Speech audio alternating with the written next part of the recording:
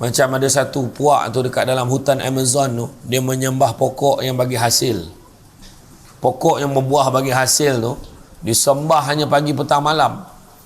Kadang dia bagi ayam, dia letak apa kat dalam tu, tengok habis. Yang mengejar tu binatang buas, bukannya pokok tu. Bodoh betul kan.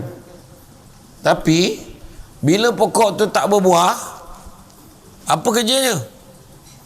Dia orang mengelilingi pokok tu, ada satu upacara, dia makinya pokok tu pada pagi sampai ke petang. Dia keliling pokok tu, dia maki pokok tu pagi sampai petang. Tahu tak apa jadi malam tu? Mati pokok tu.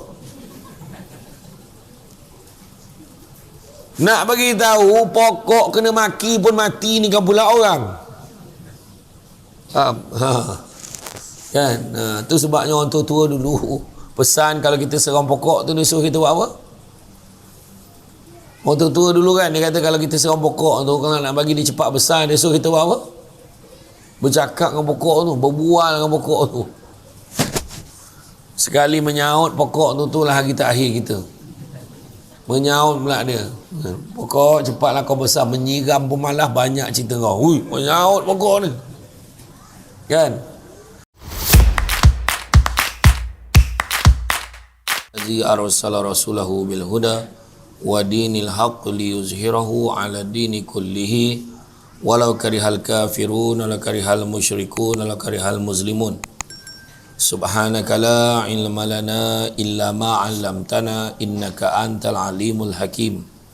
Rabbi shrah li sadri wa yassir li amri wahlul 'uqdatam min lisani yafqahu qawli.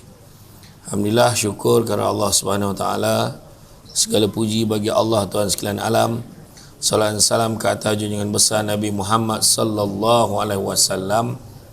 Terima kasih banyak diucapkan kepada saudara pengurusi acara, bahagia Tuan Imam, barisan imam, tak saya lupakan Tuan Pengerusi Masjid, barisan jawatankuasa hulu balang penggerak aktiviti masjid, pemimpin-pemimpin tempatan di semua peringkat yang berkesempatan hadir, seterusnya tuan-tuan dan puan-puan yang dirahmati Allah sekalian. Alhamdulillah, dengan tidak disangka-sangka kan, sampai saya di kampung Kuala Keloi, Dong, Rauk kan, betapa saya pun tak sangka rezeki Allah bagi kan, sampai kemari. Dan Alhamdulillah dapat bertemu muka ni semua Allah Ta'ala tentukan. Allah Ta'ala tentukan. Bila sampai-sampai tengok, ya Allah, dalam betul kampung ni rupanya. Baru tahu. Saya selalu dah ke Rauk kan, ada jugalah tapi first time kot saya sampai sini. Ke dah pernah sampai dah sebelum ni? Dah pernah sampai ke sebelum ni? Belum lagi ya? Oh belum, itulah. Takut saya terlupa kan.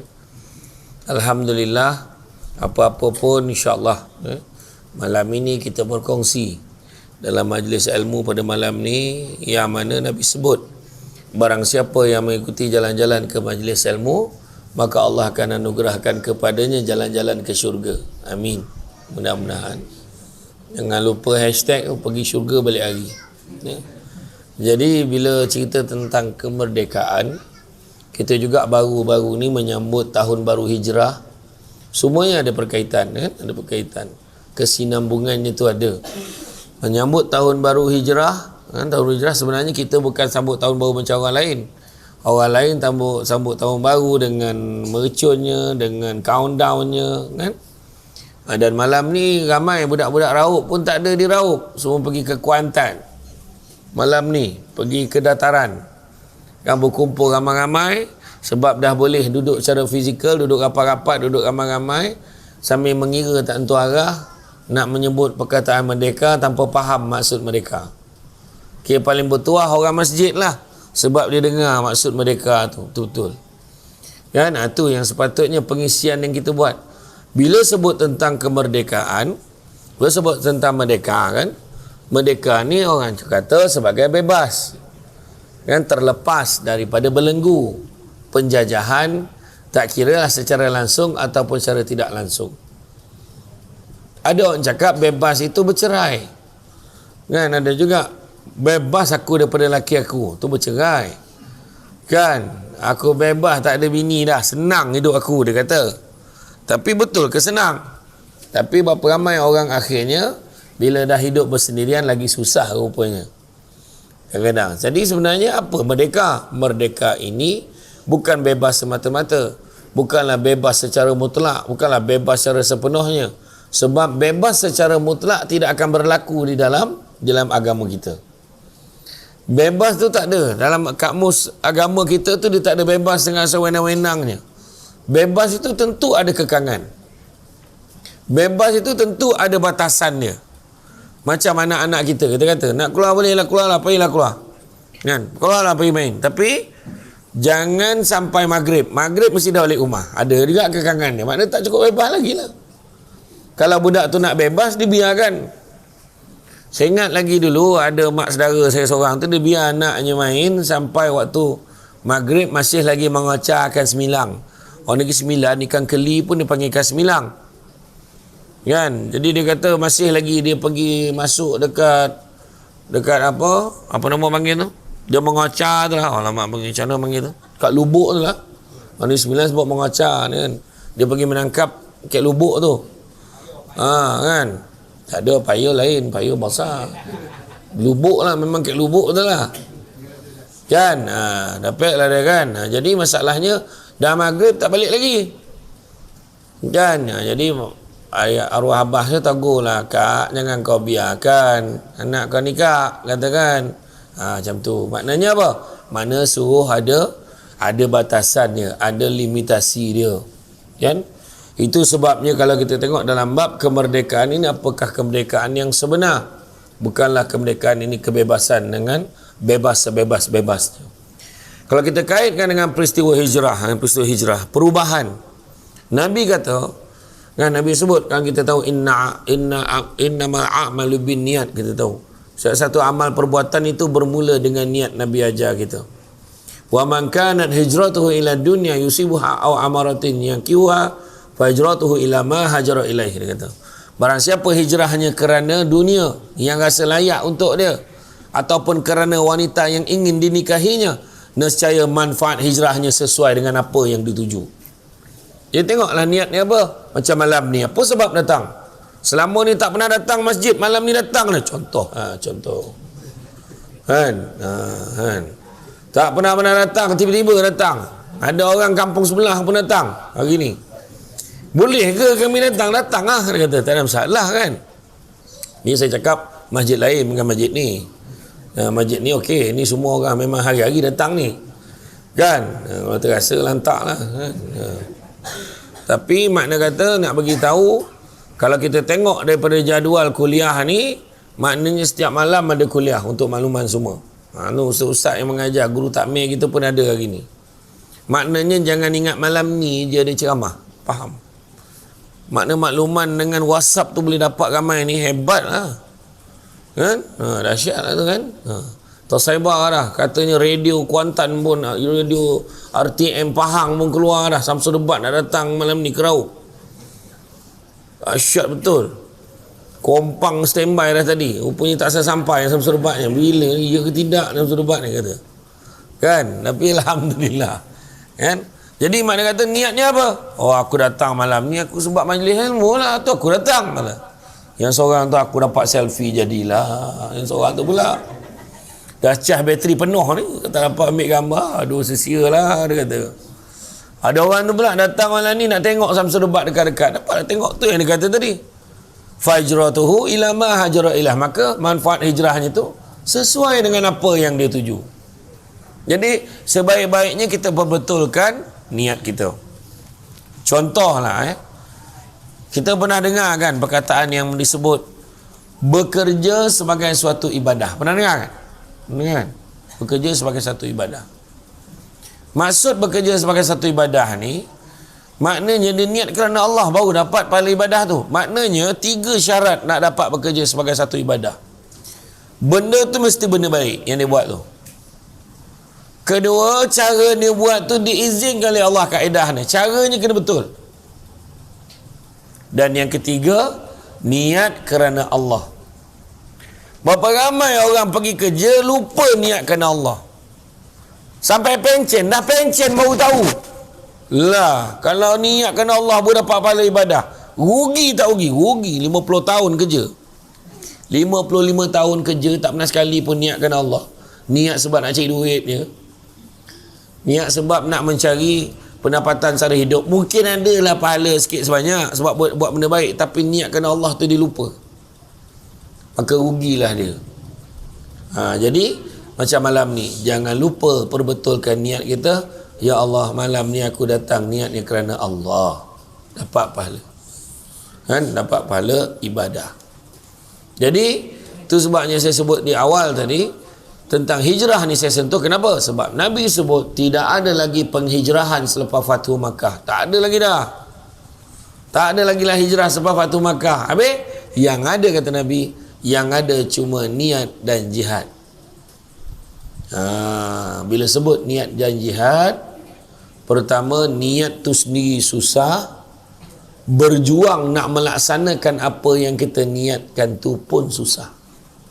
Saya ulang balik, niat pun susah. Kalau saya kata niat senang ke susah? Orang cakap senang je. Bukan susah pun, letak dalam hati, dia kata. Masalahnya letak dalam hati pun tak nak ni. Kalau betul letak dalam hati nak, dah ramai orang datang masjid dah. Ni malam ni alhamdulillah lah ramai. Cuma yang tak datang lagi ramai. Kan? Letak niat pun susah. Contoh, cuba kita mulai sekarang, kita letak niat, aku nak datang kuliah dekat masjid setiap malam berturut-turut tanpa gagal. Macam? Tidaklah aku, dia kata. Susah weh, dia kata. Pukul 7 drama pula tu. Contohlah kan, melur untuk Firdaus. Kan? Risik pada hati, kesian Haifa tu. Kan? Contoh.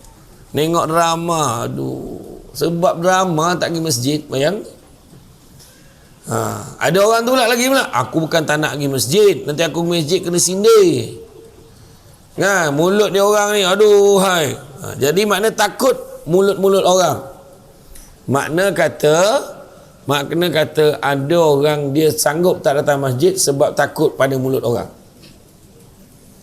Barang siapa yang beribadah kerana manusia, hukumnya riak. Barang siapa yang tidak beribadah kerana manusia, hukumnya syirik. Kenapa? Seolah-olah ada yang lagi besar pada Allah menyebabkan dia tak datang beribadah kepada Allah. Ya? Ya. Ada orang tu datang, sanggup datang jauh-jauh tapi duduk luar, contoh, tak nak masuk dalam. Sebab apa? Sebab senang, kalau balik orang tak perasan. Contoh. Jadi dalam masjid ada ruang, masuklah dalam. Kan? Jangan duduk luar. Buat apa? Berteman, berjuang dengan nyamuk apa semua. Buat apa pergi masuk dalam? Mari. Kan? Duduk dalam rumah Allah ni lain sejuk dia. Tengok, dia punya mengantuk pun lain. Kan? Betul. Ni contoh, bukan cakap orang sini, orang tempat lain. Ya? Jadi memang Allah bagi ganjaran kepada kita. Jadi tuan-tuan dan puan-puan rahmati Allah sekalian, kalau kita tengok bila sebutkan tentang niat itu penting, maka letakkan niat itu pun sebenarnya susah. Sebagai contoh, satu niat ni kalau saya sebutkan ni mesti berubah muka orang kampung. Kalau saya sebut tentang satu niat ni, mesti ramai yang berubah mukanya. Iaitu niat yang susah, iaitu berhenti merokok. Kan berubah tu. Kan? Bukan senang nak berhenti merokok ni, sebab kalau orang tu dah letak dalam hati dia, alah okey je saya rokok. Benda kata. Orang tu balik pada Jordan, balik pada Mesir, belajar agama, siap berapa kitab mengajar dah. Elok je saya rokok, engkau pula ayat ni. Kan? Tu susah tu. Di Pulau Pinang tuan-tuan, di belah-belah utara tu, banyak masjid dia lekatkan keputusan Majlis Fatwa Kebangsaan tentang hukum merokok. Hukumnya haram. Dia lekatkan kat dinding. Dekat bawah tempat dinding ada seorang belak tu. Kayak kopiah. La elek risau rokok. Tak ada masalah dia. Seokok tapi keputusan. Bukan dia kira kan? Bukan senang nak berhenti merokok sebab sedap rokok kan? Betul ke tak? Bukan senang nak berhenti, betul ke tidak? Kan? Susah. Jadi Hukum rokok haram macam tu je. Tapi susah nak berhenti ustaz. Saya faham. Kawan saya seorang tu dia ngisap rokok 30 batang sehari. Dia jenis heavy smoker. Habisnya terus sambung. Habis terus sambung. Kalau kita berbual dengan dia, terus sambung. So saya nasihatkan dia macam ni, hari minggu ni 30 batang sehari, Isnin sampai Ahad. Minggu depan kurangkan jadi 29 batang sehari, kurang sebatang. Minggu satu lagi 28 batang sehari. Minggu satu lagi 27 batang sehari seminggu. Minggu satu lagi mati, contoh tak sempat berhenti, mati dah. Jadi biarlah mati dalam keadaan sedang berusaha nak berhenti merokok. Itu nasihat saya. Terpulanglah, tepuk dada, tanya iman. Kadang-kadang ada orang lantaklah, sokok lah. Contoh lah. Sebab jangan terpedaya dengan muda, sebab mati tak syarat tua. Jangan terpedaya dengan sihat, sebab mati tak syarat sakit. Ada orang tu elok sihat, malam ni elok dia, gelak-gelak dia, tiba-tiba besok tak bangun. Kan? Ada orang tu datang masjid elok, tegak datang macam tak ada apa-apa, elok makan tu, tiba-tiba besok meninggal. Orang perempuan mulalah keluar teori dia, patutlah malam tadi dia senyap aja, nak mati rupanya. Orang perempuan gambar buat teori macam tu. Kan? Kalau dah sampai ajal tak kira dia senyap ke tak senyap. Kan? Patutlah malam tadi dia tak pernah duduk kat tiang tu, nak mati rupanya, kata orang tu. Macam-macam lah teori dia. Kan? Jadi apa-apa pun kita lihat balik kepada maksud kemerdekaan tadi, bebas pada belenggu, penjajahan dan sebagainya. Tetapi macam saya sebut tadi, dalam Islam tak ada istilah kebebasan mutlak. Kebebasan itu tentu ada batasannya, tentu ada had dia. Sebab kita manusia. Bak kata Buya Hamka, apa kata Buya Hamka? Hidup kalau sekadar hidup, babi di hutan pun hidup. Dia kata, baik kau. Kerja kalau sekadar kerja, kera di hutan pun bekerja. Makna kena bezakan diri kita dengan bauruk, dengan babi hutan. Kan? Babi hutan tu semua benda disondol. Nampak bergerak disondol. Rasa terancam disondol. Berdarah-darah hidup tu. Kan? Tak kira lah. Kera pun tak apa yang disibuk pun tak tahulah. Patahnya, panjatnya, makannya, kunyahnya, buang tu. Kan? Sebab dia tak ada peraturan. Tapi kita ni manusia. Manusia ni dia peraturan. Itu sebab Nabi sebut, dunia ini penjara bagi orang mukmin, syurga bagi orang kafir. Apa maksudnya? Siapa yang pernah pergi penjara dia tahu. Saya pergi penjara untuk ceramah kan, bila masuk dalam tu habis semua. Wallet semua kena masuk dalam bekas. Yang ni handphone pun kena masuk. Lepas tu nak ambil gambar pun semua kena boleh ambil gambar. Kalau ceramah untuk panduan, ambil gambar pada belakang, tak boleh nampak muka dia orang. Sebab nak jaga dia orang punya ni, maruah dia orang tu. Kan? Jangan nanti disebar-sebarkan. Bayangkan tu, sampai macam tu sekali. Lepas tu, bila saya pergi berpeluang tengok dekat satu kompleks penjara Seremban, ada satu blok penjara lama. Blok penjara lama ni, dia tak sama macam penjara yang baru-baru, design yang baru lah, design lama. Bilik penjara tu 5-6 orang, macam satu saf ni je dia punya lebar dia. Kemudian duduk lah, yang tinggi tu bengkok lah. 5 orang macam tu. Toilet pun tak ada. Biasa penjara ada jamban ni, jamban pun tak ada. Ada baldi satu untuk buang air. Bayangkan ada satu botol air mineral yang 2 liter punya, yang besar tu lah untuk cebok. Macam mana tu? Kalau sakit perut berak kat dalam baldi, lepas tu cebok pakai benda tu, macam mana? Bersih ke? Tak kan? Tak boleh nak bayang kan? Dan pegawai penjara tu 2 jam sekali tukarkan baldi tu. Kan? Tu fikir, ya Allah Akbar, azab betul. Itu penjara.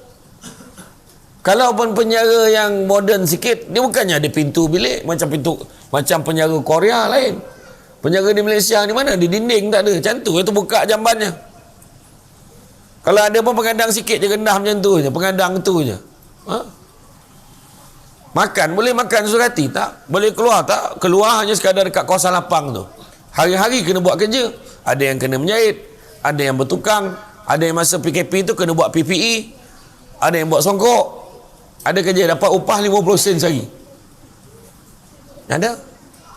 Nampak tak? Makan, boleh makan suka hati? Tak boleh. Boleh cakap dengan pegawai penjara, kalau boleh hari ni nak nasi ayam, nak kepak boleh, nak kena pijak dengan pegawai penjara tu, cubalah buat. Apa ni hidang tu lah makan. Macam tu jugalah dunia. Tu sebabnya Nabi sebut kebebasan yang hakiki bagi orang yang beriman. Kebebasan bagi orang yang beriman itu adalah apa dia? Kebebasan bagi orang beriman tu apa dia? Koma, apa dia? Kebebasan bagi orang beriman itu adalah kematian. Bila mati baru bebas. Sebab dah tak ada peraturan untuk orang mati. Mana ada syarat? Kamu dah mati duduk diam. Jangan gerak lagi dah. Tak, dia memang dah tak gerak dah. Kan? Kena belasah saja dalam kubur. Tengok amalan masing-masing kan? Jadi maknanya ada syarat-syarat, adanya peraturan. Dalam hidup kita ni tidak semudah kita nak buat apa sesuka hati kita. Tu sebab dikatakan syurga dunia ini penjara bagi orang mukmin, syurga bagi orang kafir. Tu sebab ada orang tanya, dia kata, Ustaz selalu cakap kan, saya bawa cerita tentang akhirat. Saya kata orang Islam di akhirat nanti dia akan ukur amalan-amalan kita. Buat baik dapat pahala. Buat dosa, buat jahat dapat dosa. Buat benda tak baik, apa yang Allah Taala larang dapat dosa. Dapat dosa. Dan kemudian tengok antara dosa dengan pahala mana lagi banyak? Banyak dosa lagi, neraka. Kan? Baik dia banyak lagi, pahala dia banyak lagi, syurga lah dia. Itu untuk orang Islam. Untuk yang bukan Islam, untuk orang kafir, kau buatlah baik macam mana pun, neraka. Sebab kau tak beriman pada Allah. Maka datanglah satu soalan orang tanya kat saya. Habis Ustaz, katanya Allah tu maha adil. Habis kenapa orang yang bukan Islam tu kalau dia buat baik takkan tak ada apa-apa balasan untuk dia? Macam mana tu? Macam mana nak jawab tu? Jangan risau, pencamah kalau tanya biasanya dia jawab balik semula. Kan? Apa dia? Dia tanya soalan tu, dia kata. Budak ni tanya saya soalan tu. Dia kata, Ustaz kata, habis macam tu kalau Allah maha adil, tapi kenapa kalau orang yang bukan Islam tu dia pun ada buat kebaikan juga, tapi takkan dia tak dapat balasan? So apa jawapannya? Dapat balasan ke tidak? Dapat balasan ke tidak? Kebaikannya dapat tak? Dapat. Tapi Allah Ta'ala bagi ganjaran untuk dia atas dunia lagi dia dah dapat. So jangan petikai akhirat besok. Tu sebab kita tengok orang tu tak semayang, main bola sepak, main piala dunia. Rumah besar, kereta besar, kereta sampai 50 biji kereta kat rumah dia. Ada pemain bola sepak, gaji sampai 300 ribu seminggu, 300 ribu pound seminggu. Kan? Iya, ada yang sampai 500 ribu pound seminggu. Duit banyak. Dia banyak juga menyumbang. Dia banyak agak tolong. Contoh Jackie Chan. Jackie Chan dengan duit hasil kekayaan dia sumbang dengan satu sekolah asrama dekat China tu. Letakkan anak orang susah kat dalam tu. Sekolah tu lengkap dengan komputer, lengkap dengan bilik asrama, lengkap dengan kemudahan, dengan allowance lagi bagi. Komputer semua siap. Kebaikannya betul. Tu sebab Allah balas lagi, dia kaya. Tapi balas atas dunia. Tapi dia tak boleh masuk syurga. Sebab apa? Dia tak ada satu kunci. Satu kunci je dia tak ada lagi. Kunci dia apa? Kunci syahadah dia tak ada. Dia tak beriman kepada Allah dan Rasul. Lepas tu tanyalah soalan. Budak pandai banyak. Ni budak cerdik pandai, tanya lagi. Habis Ustaz, kalau macam kita ni tak apalah, kita duduk kat kampung Kuala Keloi ni, kita boleh lagi dengar ceramah agama, kita faham lah. Tapi kalau orang tu duduk dalam hutan tu, daripada kecil menyembah pokok, daripada kecil menyembah matahari, daripada kecil menyembah air, menyembah sungai, menyembah bukit, menyembah busut, kan? Jadi macam mana? Dia tak dapat peluang pada Islam. Dia kata itu. Apa Allah Ta'ala jawab? Allah Ta'ala jawab, afala ta'qilun, apakah kamu tak mempunyai akal? Apa yang kau sembah tu boleh bagi manfaat kat engkau ke? Kan? Macam ada satu puak tu dekat dalam hutan Amazon tu, dia menyembah pokok yang bagi hasil. Pokok yang membuah bagi hasil tu disembah hanya pagi petang malam. Kadang dia bagi ayam, dia letak apa kat dalam tu, tengok habis. Yang mengejar tu binatang buas, bukannya pokok tu. Bodoh betul kan? Tapi bila pokok tu tak berbuah, apa kerjanya? Dia orang mengelilingi pokok tu, ada satu upacara, dia makinya pokok tu pada pagi sampai ke petang. Dia keliling pokok tu, dia maki pokok tu pagi sampai petang. Tahu tak apa jadi malam tu? Mati pokok tu.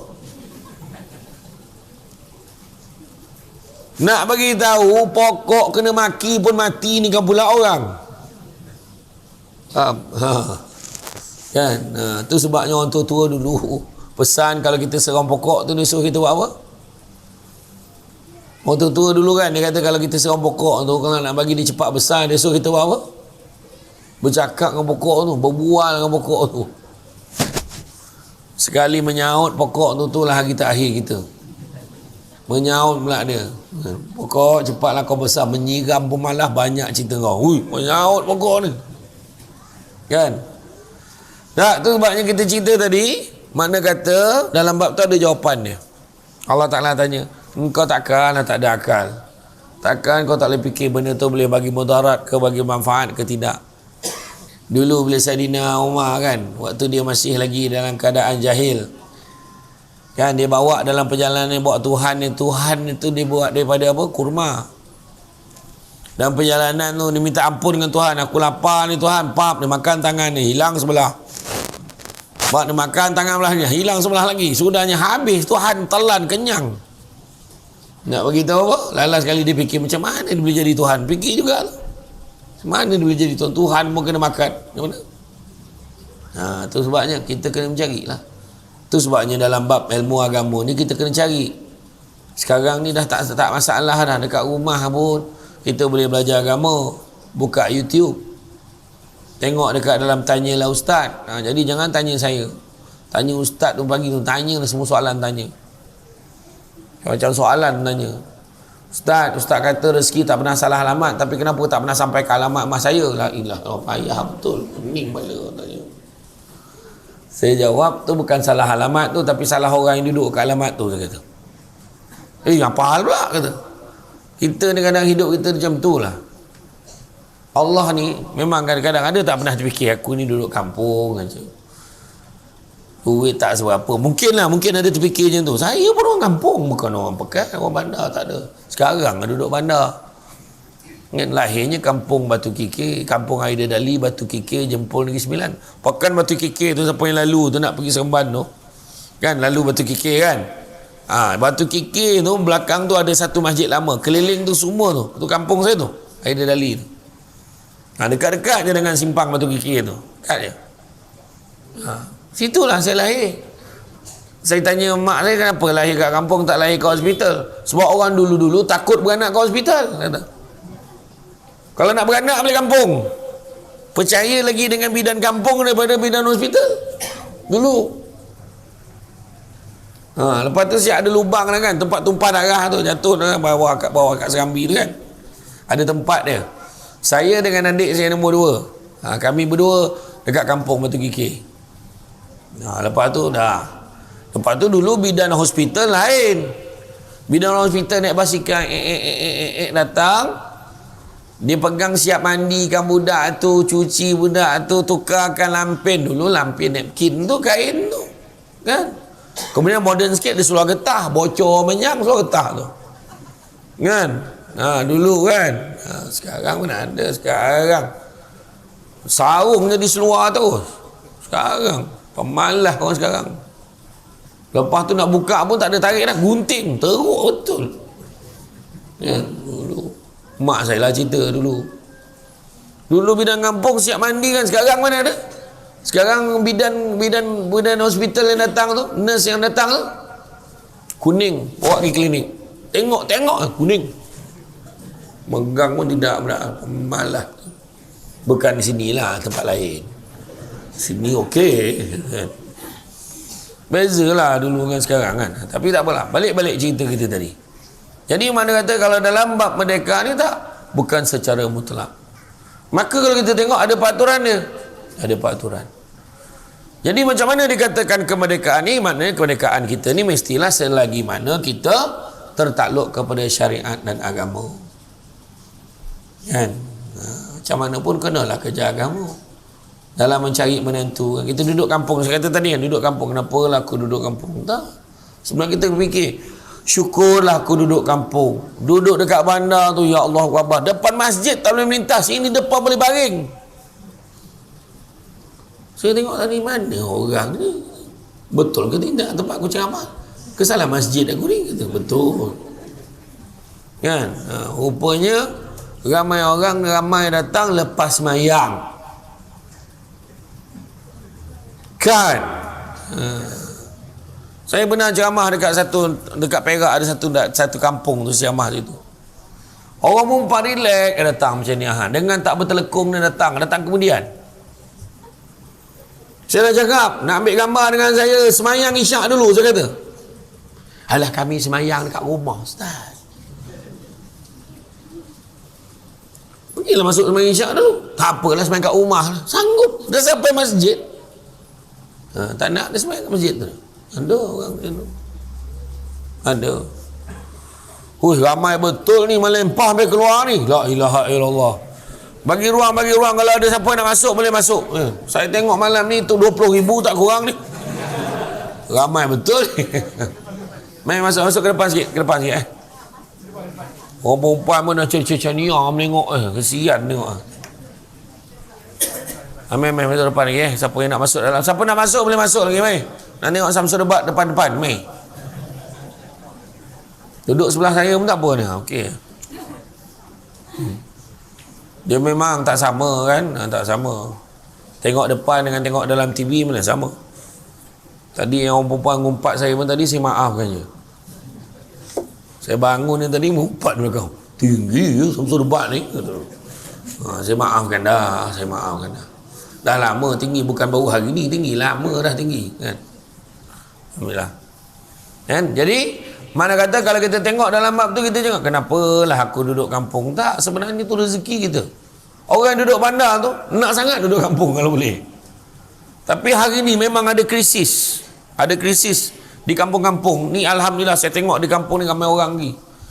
Di banyak bandar-bandar besar sekarang ni banjiri oleh orang-orang sekarang ni. Semua yang kerja bila pencen tak nak balik kampung sekarang.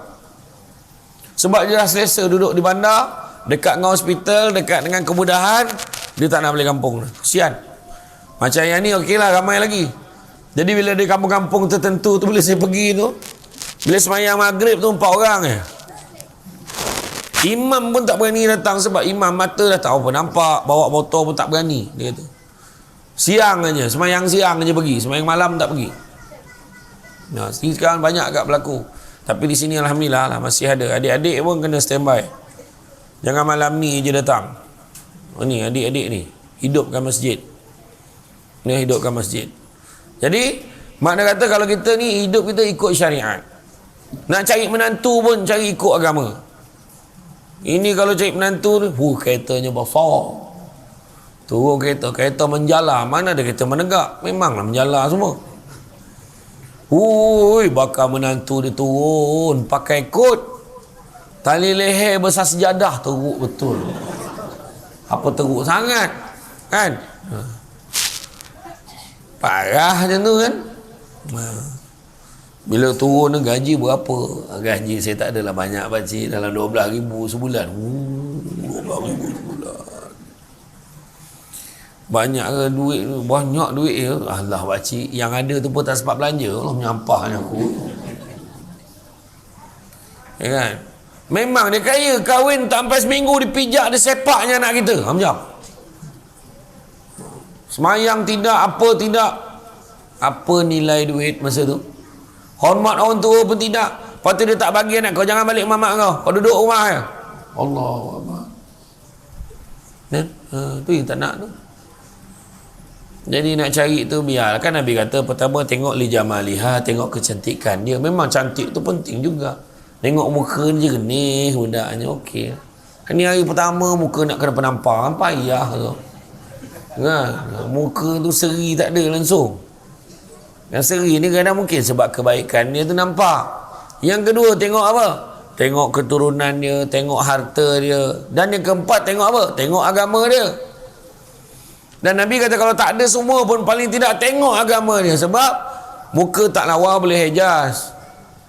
Beli krim tu tonyoh-tonyoh lah lama, elok lah muka dia tu. Gigi berang-berot apa semua kan. Hijaz-hijaz pergi asah-asah sikit bawa kat bengkel ni. Oh sama, okey. Apa yang payah kan, pakai gigi palsu elok lawanya. Setiap malam nak tidur gigi palsu letak dalam cawan, tak senonoh betul perangai. Budak tu nak minum, ya Allah gigi siapa? Gigi mak aku dia tu. Orang kampung gemar betul letak dalam cawan, carilah bekas lain. Kan, kau nak rendam pun gigi tu. Kan, nampak lawa bila pakai gigi palsu tu, tak apalah. Kan? Tengok lawa, tapi tengok agama dia. Dia tengok, bila tanya, kamu nak kahwin dengan anak saya ni, satulah saya nak tanya, semayang kamu macam mana? Mak tanya jam tu soalan. Jaga solat ke tidak? Kadang semayang pakcik, kadang tak. Ya Allah, janganlah macam itu. Zakat fitrah berapa bayar tahun lepas? Tanya soalan zakat dia. Kan? Saya pakcik tak kisah, yang penting berkat. Biar sikit tapi berkat. Macam tu nak cik menentu. Cuba kamu baca Fatihah sikit. Fatihah? Beranjat tak tu? Terkejut tak pernah dia sangka. Bismillahirrahmanirrahim. Allah, bismillah pun out dah. Ala macam ni. Alhamdulillahi Rabbil Alamin. Cuba baca sikit Fatihah. Saya cuba ya pakcik. Nampak. Bismillahirrahmanirrahim. Alhamdulillahi Rabbil Alamin. Dengar tu. Sejuk. Melelap mata bapak. Bakal bapak mentua. Ada satu ustaz tu, ada anak bongsu dia, tak nikah lagi, memang hari-hari orang berebut nak nikah dengan anak dia. Tapi tak jumpa calon sesuai. Satu kali tu 3 orang datang. Serentak dia. Nama kamu siapa? Kamu betul nak ke anak aku? Betul ustaz. Betul saya nak ke anak ustaz. Nama kamu siapa? Nama saya Ahmad Duha pakcik. Kau baca surah Duha. Ni ikut nama dia pula. Bismillahirrahmanirrahim. Wadduha wal laili iza sajama wadda'aka rabbuka wa ma qala. Baik. Bagus. Nama kamu siapa? Nama saya Anas pakcik. Kamu baca surah An-Nas. Senyum budak tu, pendek surah aku. Bismillahirrahmanirrahim. Qul a'udzu birabbin nas, malikin nas, ilahin nas. Baik. Budak ketiga tu dah hura. Nama dia Yasin. Matilah aku ni, apalah akal aku ni. Sudahnya, kamu pula. Nama kamu siapa? Pakcik tu terang cakap pakcik. Nama saya Yasin, tapi mak ayah saya panggil saya Qul Allahu Ahad. Teruk betul, lagi panjang pula nama gelap dia betul. Gila, gelap ustaz tu. Melampau, kau nak menipu agak-agak lah. Nama saya Yasin, mak ayah panggil Wallahu Ahad. La ilaha illallah. Lagi panjang pula nama gelar benda betul. Tak adalah pakcik cuma nak dengar bacaan aja. Baca Fatihah, baca Fatihah. Ya. Cari yang baik. Sebelum kahwin memanglah baik, datang semua elok. Datang ni bukan nunduk dia pohon tu, menyarap macam nak gonggok. Teruk betul budak ni peperangai ya. Salam cium tangan berjilat ni. Astagfirullahalazim. Teruk perangai kau ni. Kan? Masa tu pakcik, saya bila tengok muka makcik ni, teringat ke mak saya. Allah. Teringat ke mak saya. Makcik sedap betul air ni makcik. Sedap walaupun air kosong, sedap. Habis minum. Makcik tu bercakap, nak, tu air basuh tangan tu. Habis minumnya. La ilaha illallah. Sebelum kahwin, makcik, saya nak tanya sikit boleh? Tanyalah. Zuhur dah masuk belum? Ya Allah, baiknya. Pukul 10 dah tanya. Apa keteruk benar lah, pukul 10 tanya Zuhur dah masuk ke belum? Bayangkan perangai masing-masing kan. Tu dia. Jadi sekarang ni kita ni macam mana pun biarlah berlandaskan agama. Kerjalah kita nak menjadi seorang yang bertakwa. Takut kita kepada Allah. Jadi bila sebut takut kepada Allah, kata Abu Laith As-Samarkandi nak cerita tentang kebebasan yang sebenar. Tapi kalau bebas pun janganlah kita tak takut kepada Allah. Sebab dalam satu hadis kursi, Nabi kata, Allah bagi tahu, sesungguhnya aku tidak memberikan 2 keamanan dan 2 ketakutan. Tetapi sebaliknya aku memberikan 1 keamanan dan 1 ketakutan. Barang siapa yang takut dariku di dunia, akan ku amankan dia di akhirat. Namun barang siapa yang aman dariku di dunia, akan ku takutkan dia di akhirat. Maknanya ada orang buat dosa atas dunia, dia tak takut ke Allah, maka Allah akan takutkan dia di akhirat. Tapi barang siapa yang takut, tak nak lah, ni Allah tak suka ni orang buat macam ni, tak boleh, jangan, ini maksiat ni, tak maulah, nanti habislah, tak nak, maka Allah akan amankan dia di akhirat kelak. Dah biasa main nombor kan? Biasa main nombor ekor dekat kampung, tanya kawan dia, kau cucu kau berapa dah? 3 kau, 2 kau, belum ada rezeki lagi kau, 5, 3205. Kena pula tu. Yang paling kurang hajar tu dah menang kena tu belanja je ke masjid. Kurang hajar betul. Belanja ke masjid kenyang makan. Allahu Akbar, sedap betul malam kamu belanja malam ni. Pahal kamu belanja malam ni. Birthday saya. Dia tak cerita dia menang nombor. Nampak tak? Kan? Jadi makna kata bila takut kepada Allah ini, takut kepada Allah. Takut kepada Allah terlihat pada 7 perkara. Pertama, takut kepada Allah terlihat pada lisannya. Lisan. Jangan cakap benda yang tak baik. Cakaplah yang baik-baik. Cakaplah benda yang baik-baik. Mulut ni gunakan untuk mengaji. Jangan orang perempuan gunakan mulut nak nyakitkan nanti orang. Jangan. Ya, orang perempuan berhenti-berhentilah bercakap. Aku ni mulut je jahat, hati baik, tak ada mana. Kalau hati baik, mulut pun kena baik. Cakap yang baik-baik mulut tu. Boleh? Kadang suami ni lambat balik, gimana? Marah suami. Lambat balik, apa hal? Bininya pun.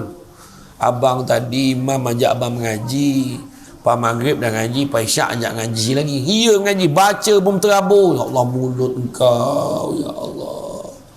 Tak yang tidak mengaji, jangan kedai kopi. Betul, abang sumpah ni abang ngaji. Ya Allah Akbar, sedih hati. Esok tu imam ajak mengaji lagi, malam tu ngaji lagi, tak nak bang. Bini saya bising bang, tunggulah 2-3 minggu dah lupa-lupa, esok pun ngaji balik lah. Malam tu lepas bagi salam tu balik, lepas bagi salam maghrib, Assalamualaikum warahmatullahi, Assalamualaikum warahmatullahi, tu capai selipar balik je. Sampai rumah bini tegur juga, cepat balik ni, tak semayang ke? La ilaha illallah, tak semayang pula cakapnya. Ya Allah, perempuan ini pandai nyakitkan hati kita tu. Jadi saya pesan kat semua, kalau balik, kalau isteri tegur, awal balik hari ni bang, start motor keluar balik. Ke mana tu bang? Awal lagi keluar balik pergi. Lepas ni langsung tak bunyi lah dia. Kan, tak ada tegur lagi dah. Jadi makna kata jaga. Jaga mulut kita ni. Mulut ni banyakkan berzikir, banyakkan mengaji. Liman kana yarjullaha wal yawmal akhir wa zakarullaha katsira.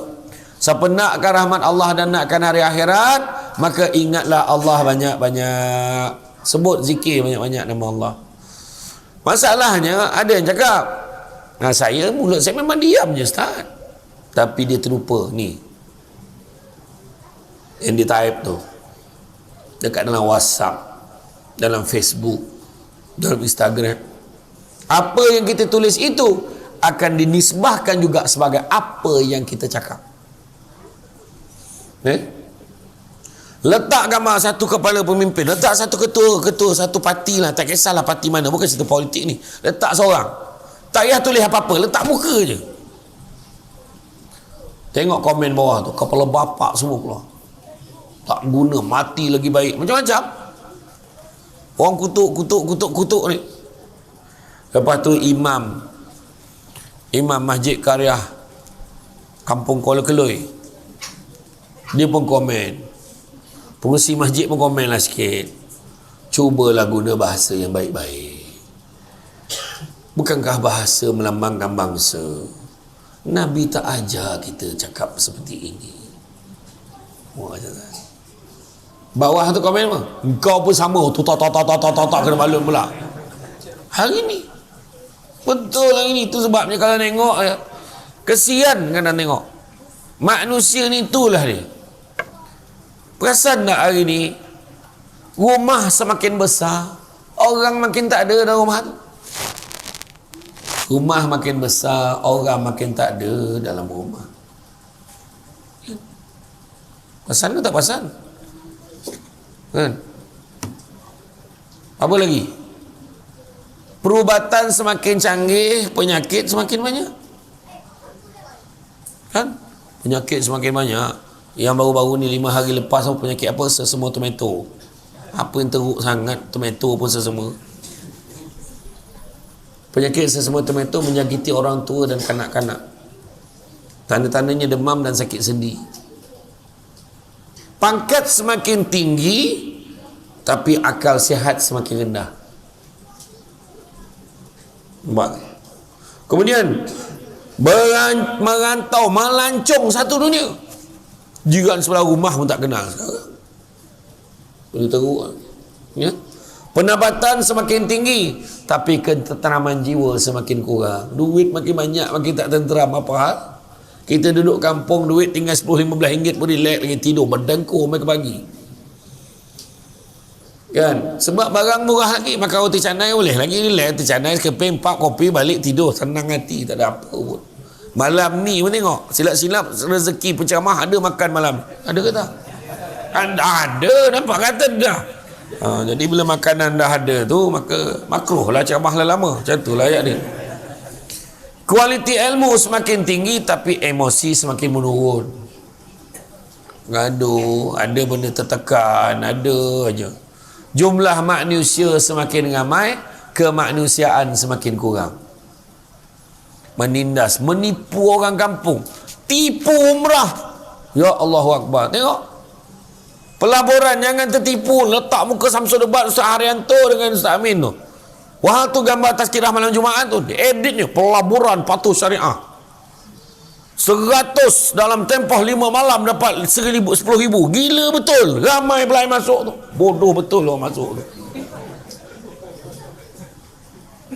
Letak muka aku tak tahan tu.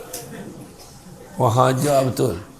Ya, sekarang orang boleh, bayang kita tak pernah terfikir kan, orang boleh sanggup tipu manusia ni, tipu orang kampung, tipu orang Islam nak buat ibadah umrah, tipu. Bayangkan.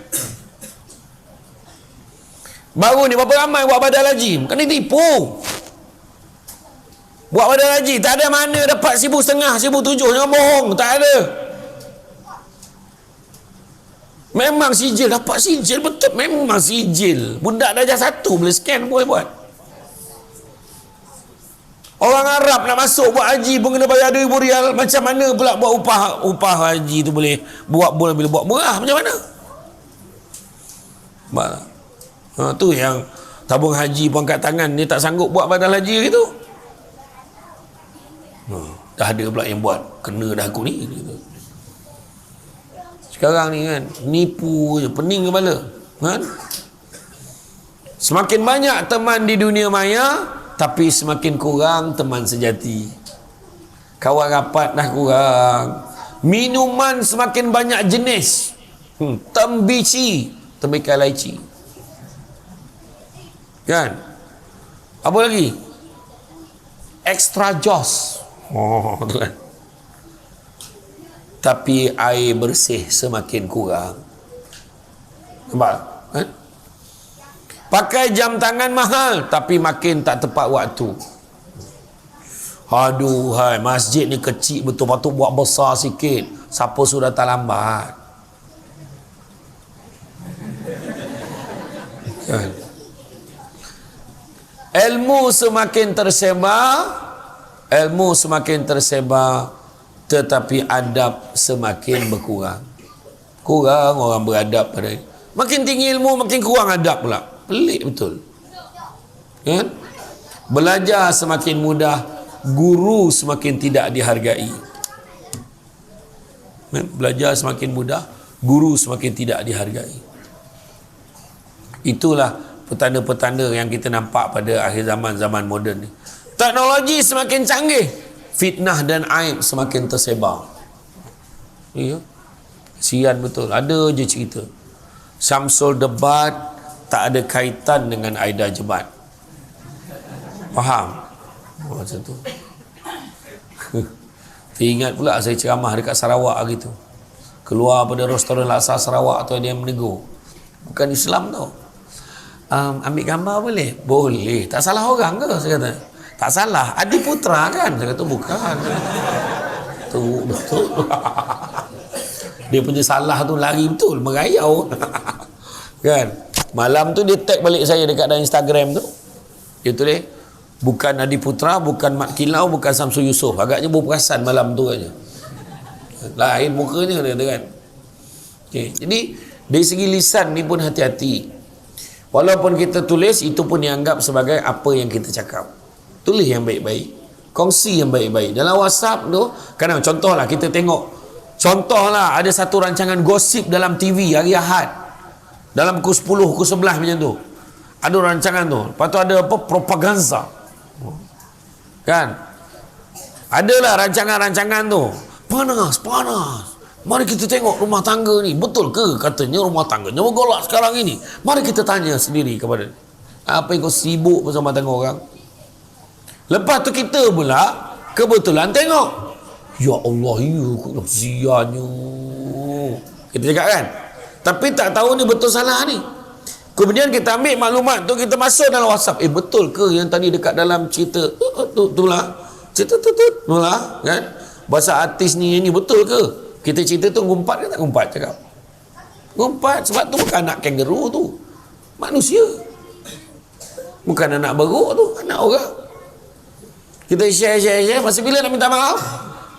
Saya bergaduh dengan tuan ketua, bergaduh, saya kata tak berguna Tok Ketua ni, Tok Ketua lah marah, Syamsul Debat tak boleh pakai tu, kerana dia gaduh. Tapi saya boleh jumpa dia boleh jumpa saya. Hari raya pun tak maaf lah Tok Ketua, saya cakap yalah samalah kita, boleh. Tapi kita kutuk tu, jadi kat dalam TV tu tak bila kala nak jumpa pun tak tahu. Menteri-menteri tu yang kita balon tu, tak kisahlah menteri ke ketua pembangkang ke, tak kisahlah parti mana kita balon tu, masa bila minta maaf, saya tak kira parti mana pula, tapi kita kutuk orang ni macam kita ambil alih kerja Allah Ta'ala kan.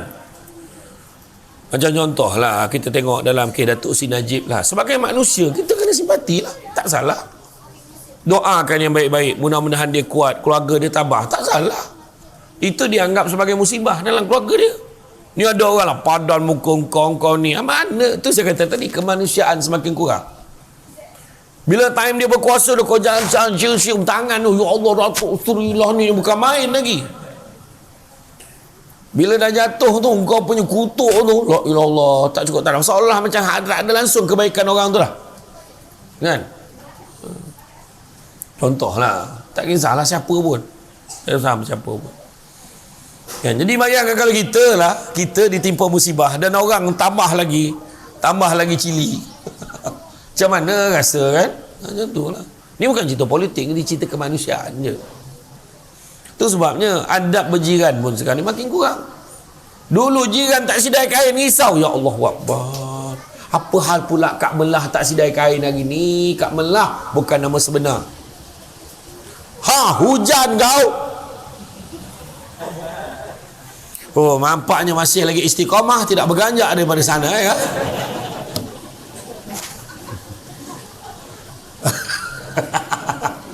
Tak adalah, tak apa, faham. Itu sebab pasang kemah tadi tu untuk itulah. Ya, betul.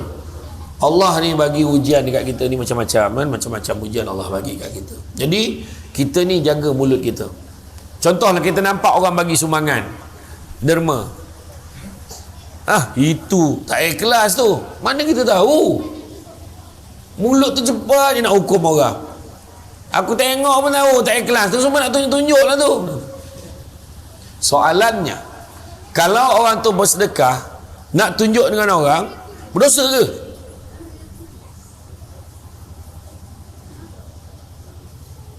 Sekali lagi saya akan jawab balik soalan tu. Tak semua keadaan menunjuk tu dosa. Kalaulah dia tujuan dia menunjukkan tu, dia share, dia tunjuk, masuk dalam Facebook, tunjuk Instagram supaya orang nampak.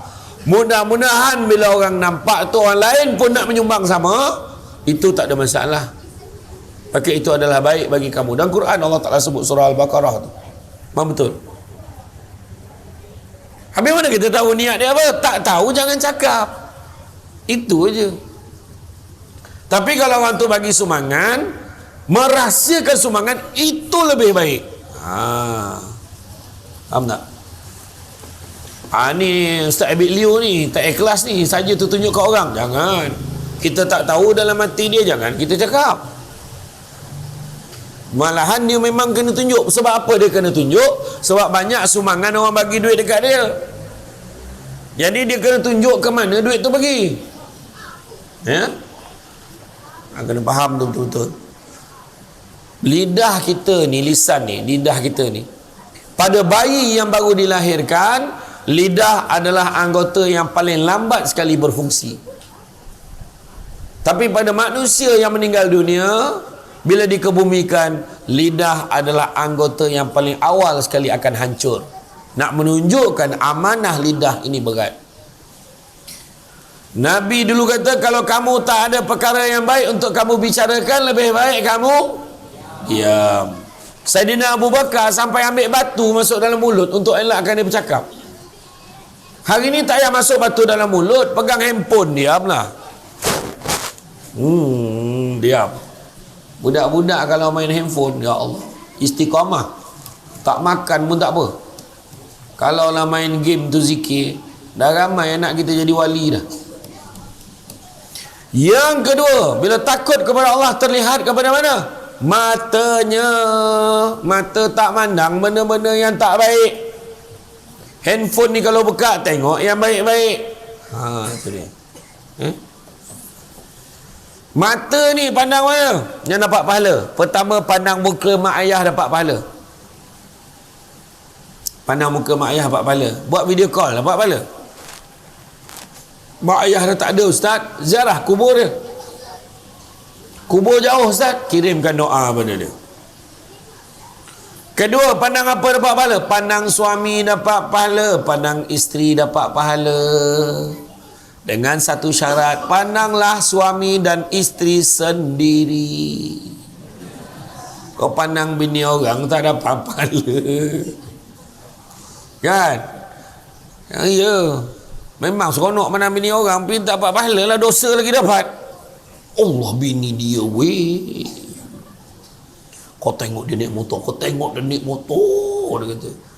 Zamrap, dia nak start engine, dia bukan pakai Swiss tu. Kalau ya Allah, geram betul aku tengok bini Sulaiman ni, bukan nama sebenar. Isteri tengah lipat kain, suami tengok, Allah, Allah, Allah, Allah, Allah, rambut kembang,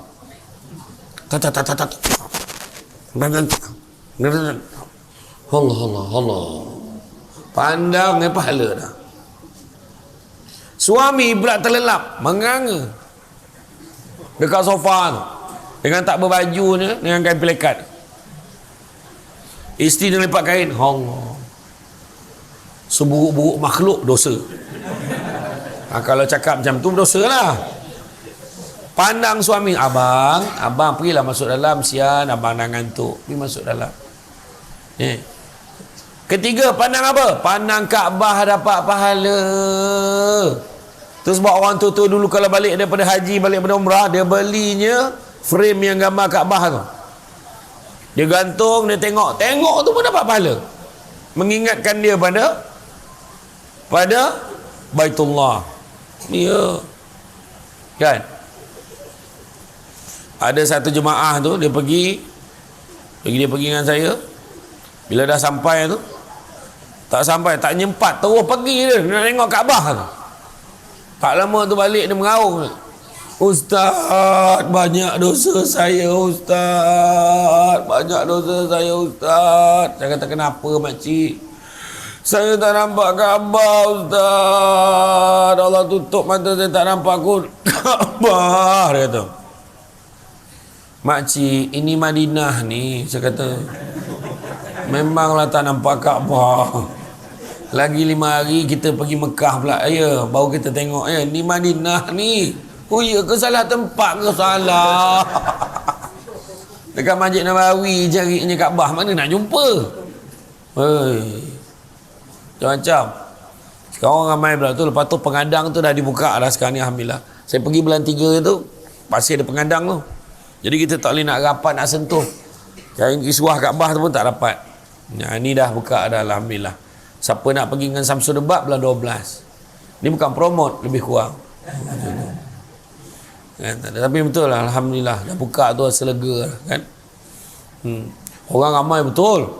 Saya ingat saya pergi, biasanya kalau saya pergi Mekah buat umrah ni, bolehlah rehat. Masuk rehat tu mana? Rehat daripada ceramah. Orang tak ada sibuk nak ngancang-ngancang kita. Tak ada dah. Bila sampai sana, bayangkan berhenti dekat hentian Al Jazeera tu, 25 ke 30 bas, semua orang Malaysia. Ustaz, siapa nama ni? Dalam nyampah tu aku ni. Hening masa kan? Tak dapat dia, ramai orang betul kan? Itulah dia. Jadi mana kata kita ni jaga mata kita. Yang keempat, pandang apa? Pandang Quran dapat pahala. Pandang Quran dapat pahala. Pandang baca lagi besar pahala. Pandang baca faham lagi besar pahala. Pandang baca faham hafal lagi besar pahala. Pandang baca faham hafal dan buat apa yang Allah Ta'ala suruh lagi besar pahala. Seterusnya jaga apa? Jaga hati. Hati jangan tamak. Kalau adalah lauk ikan apa ini? Lauk ikan apa ini? Patin lah. Tak boleh lama ceramah malam ni. Okey. Maknanya janganlah kita ambil lebih. Penceramah tak apa. Sebab dia lapar perjalanan jauh. Tak adalah. Maksudnya kadang kita tengok, ya Allah, kan kita ambil lebih, kita ambil hak orang. Jangan tamak. Orang perempuan ingat tu. Jangan tamak. Kongsi tak apa. Faham? Jangan tamak, kongsi tak apa. Faham? Faham tak? Tak faham. Dia tak faham dengan tak setuju beza. Saya tanya, faham ke tidak? Faham tak? Faham tak? Faham. Setuju tak? Tak. Itu kan macam tu senang. Tak setuju dia. Tengok risik pada hati bukan main lagi. Kesian Haifah. Cuba ambil pengajaran. Hello Aina tu. Saya tak tengok. Saya tengok ada orang kongsi dekat dalam TikTok. Kan? Tak kisahlah. Jangan tamak. Sebab barang siapa tamak. Kadang contoh orang tamak ni apa? Sempadan tanah. Adik-beradik. Malam-malam diupahnya orang suruh alih dengan batu sempadan tu, biar tanah dia besar sikit. Tak berbaloi. Nabi kata siapa yang tamak sampai ambil hak orang ni, akan disempitkan lubang kubur dan sampai akan berselisih tulang rusuk. Tak berbaloi. Buat apa? Ya? Yang kedua, buang perasaan sombong. Sombong ni perangai siapa? Sombong perangai siapa? Apa yang makin nanya makin slow tu? Perangai apa? Perangai apa? Iblis, setan. Betul, sebab dia sombong, dia tak nak sujud pada Nabi Adam. Jangan sombong. Kadang-kadang sombong tu dengan apa ya? Dia azan. Allahu Akbar, Allahu Akbar. Sedap pula suara aku dalam hati. Sombong tu. Sampai ke masjid. Dah 3 malam tu turut ni, aku paling awal datang. Dalam hati je, ujub. Allahu Akbar, bismillahirrahmanirrahim. Terdengar bunyi sliding door, ada orang sampai. Langsung berbunyi tu. Bismillahirrahmanirrahim. Biar orang nampak dia semayang. Riak namanya. Lepas tu siap tanya, kau perasan tak siapa yang paling awal datang ke masjid hari-hari ni? Engkau lah. Iya ke? Tu takbur nama dia. 3. Ujub, riak, takbur. Panjang lagi. Saya tak sempat nak urai lah. Tapi maknanya kena panggil lagi ni. Confirm kena panggil lagi. Maknanya tak cukup. Kena panggil lagi. Ya? Jadi makna kata, kita ni jangan sombong. Kadang kita sombong dengan benda tak ada apa-apa. Isteri aku, bini aku paling pandai masak. Tak main lah aku makan kat kedai. Ayat dia. Besok tu sama dia makan kat kedai dengan kita. Puncanya apa? Rumah aku meninggal malam tadi. Pak. Dah makan kat kedai. Suami aku bagi aku 2,000 sebulan. Kau ada? Belagaknya. Malam tu suami mati tercekik sudu. Hilang 2,000 sebulan. Kan? Nak belagaknya mana? Kereta besar. Berapa lama besar? Sudahnya parking tepi jalan susun kan. Saya ni saja naik kereta besar sikit. Sebab dia jauh. Ajak bawa driver 2. Senang. Kan? Susah kadang. Naik kereta besar pun semua. Kereta besar belagak. Naik kereta Azia. Itu sebabnya biasa saya naik Azia je. Naik Azia susah hidup di sekarang. La ilaha illallah, payah betul. Saya suka naik Azia tu. Azia, Kelisa, Kancil. Saya suka. Kita kecil-kecil. Sebab apa? Nampak comel. Keluar-keluar besar. Kan? Tak ada. Sebenarnya jangan peduli apa orang cakap. Kan? Yang penting kita bahagia. Jangan sibuk nak kejar kaya. Kan? Tapi kejarlah bahagia. Kerana satu hari nanti kita akan sedar, bukan semua perkara boleh dinilai dengan harganya. Mendalam maksudnya. Yang ketiga, jangan dengki. Bahasa Arabnya hasad, bahasa Melayunya dengki. Punya teruk di Malaysia ni dua-dua pakai. Hasad, dengki, dua-dua pakai. Tak apa hati manjang dengan orang. Dengar-dengar dia naik pangkat. Apa dia jilatnya bosnya tu. Dengar-dengar dia beli kereta baru, tak mana dicuri duit tu. La ilaha illallah. Dengar anak dia dapat semua, macam anak dia seorang pandai. La ilaha illallah. Ada je. Abang Haji itulah, kau tahu tak? Abang Haji itulah yang umur 85 tahun. Kenapa? Dia kahwin. Biarlah dia kahwin. Engkau tak dengar habis cerita ni. Bini dia umur 25 weh. Lakinya 85, bini 25. Tak terangkat kening. Cubalah cakap baik-baik. Alhamdulillah, dapat isteri yang tegap boleh jaga dia. Kan senang. Dengannya dia dapat naik pangkat, Alhamdulillah, boleh minta tolong dia. Dengar-dengar dia beli kereta baru, boleh tumpang dia. Tak payah bayar duit minyak, bawa tidur je temisi minyak. Dengar ni dapat semua ada juga budak kampung Keluar yang pandai-pandai lagi ya. Kan senang. Abang Haji tu kahwin elok lah tu, bini ni muda, tegap boleh jaga dia. Dia pun dah lama hidup seorang, okey lah tu. Ini mulut tu cepat. Malam pertama mati tu. La ilaha illallah. Cubalah cakap yang baik-baik. Cuba tanya budak perempuan tu. Kan, nama budak perempuan tu katalah Nurul. Dia pun cakap, Nurul, apa yang kau gemar sangat dengan Abang Haji tu Nurul? Suka cakap. Bukan nama sebenar Kan ada pula terasa, nama aku Nurul weh. Apa kau gemar sangat dengan Abang Haji tu Nurul weh? Kata, macam mana nak cakap Abang Haji ni dia romantik. Romantik orang tua tu. Dia pandai gurau, dia pandai ambil hati. Setiap kali saya marah, dia tak pernah balas balik. Dah dia pokak tak terang. Nak balas apa? Kan? Ada ya kan, contohlah, cakaplah yang baik-baik, jangan dengki. Ni hati, jaga hati ni mesti baik. Nabi kata sesungguhnya hasad itu mampu memakan kebaikan umpama api membakar kayu. Jangan, hati kena baik-baik saja. Kemudian seterusnya, jaga perut. Apa maksud jaga perut? Jangan benarkan benda-benda haram masuk dalam perut kita. Cari rezeki yang halal. Nabi kata cari rezeki yang halal, sesungguhnya yang halal itu cukup buat kamu. Sudah berpesan dah tu. Cari rezeki yang halal, sesungguhnya yang halal itu cukup buat kamu.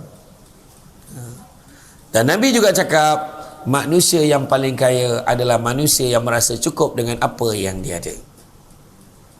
Duduk kampung kita rasa cukup, alhamdulillah. Apa maksud keberkatan rezeki? Maksud rezeki berkat, sikitnya cukup, banyak boleh kongsi dengan orang. Itu berkat.